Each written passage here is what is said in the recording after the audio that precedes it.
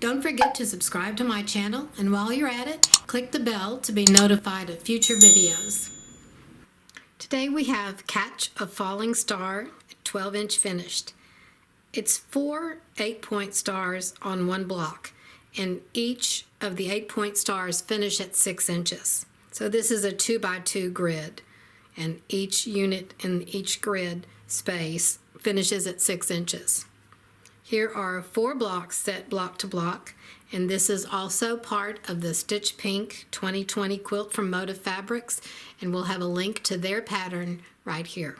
Patch A is a 1.5-inch finished square. We cut 2-inch squares, and we need 16 patches. These are for the corners of each star unit.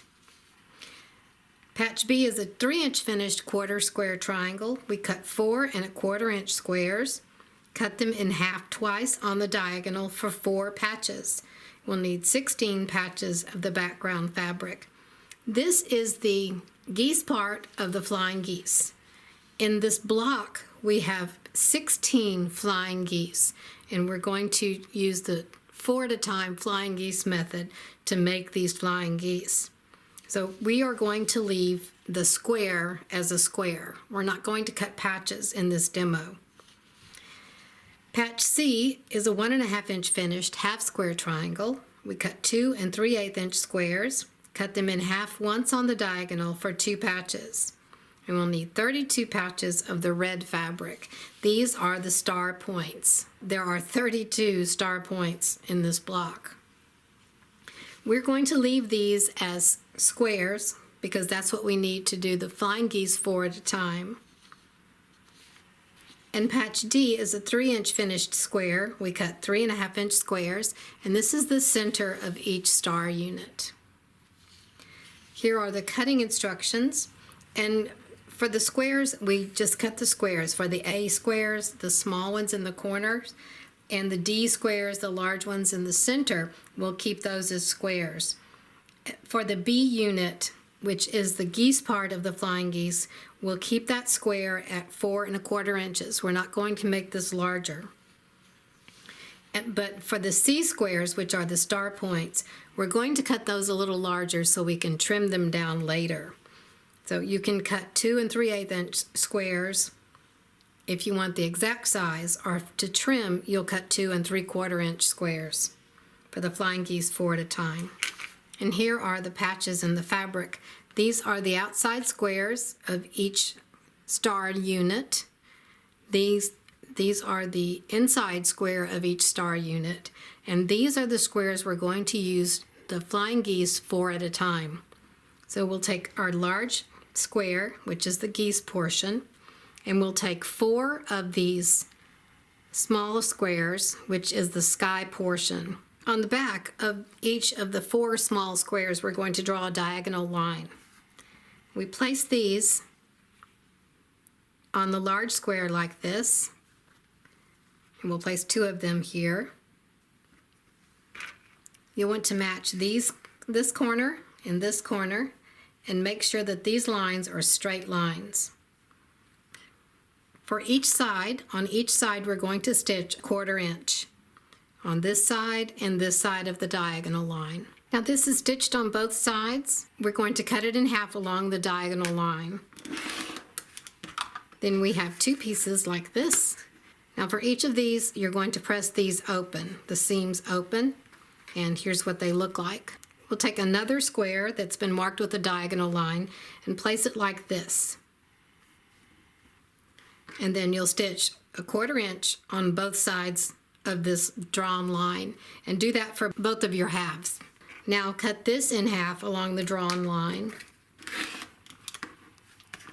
and you'll have 2 pieces like this, and press these seams open as well, and this is what you get.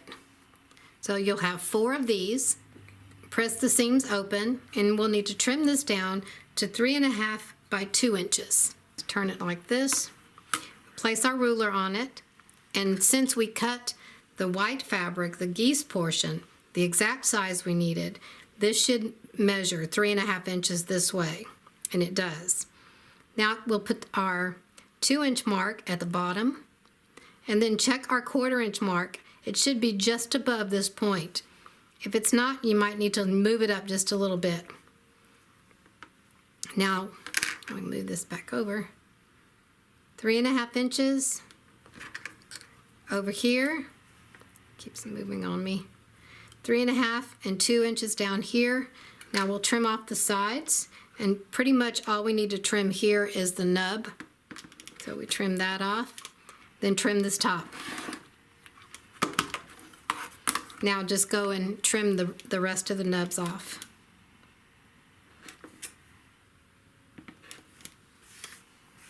So you will have 16 of these flying geese units. When all of the flying geese units are finished, we're going to take our large squares and sew a flying geese unit on either side, like this.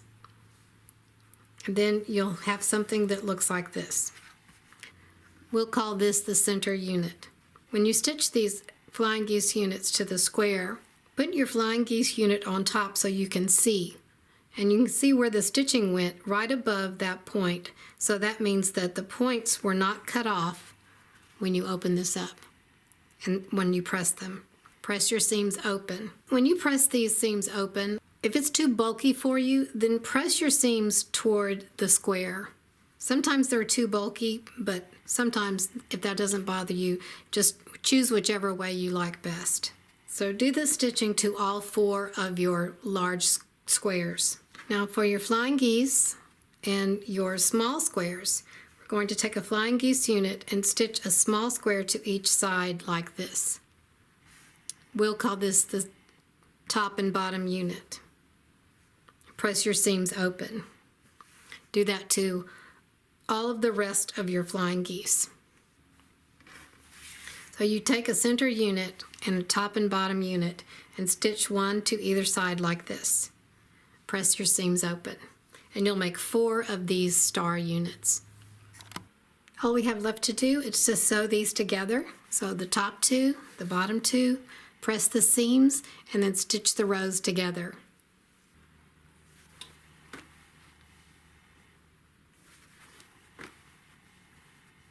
Thank you for watching. Don't forget to subscribe to my channel, and while you're at it, click the bell to be notified of future videos.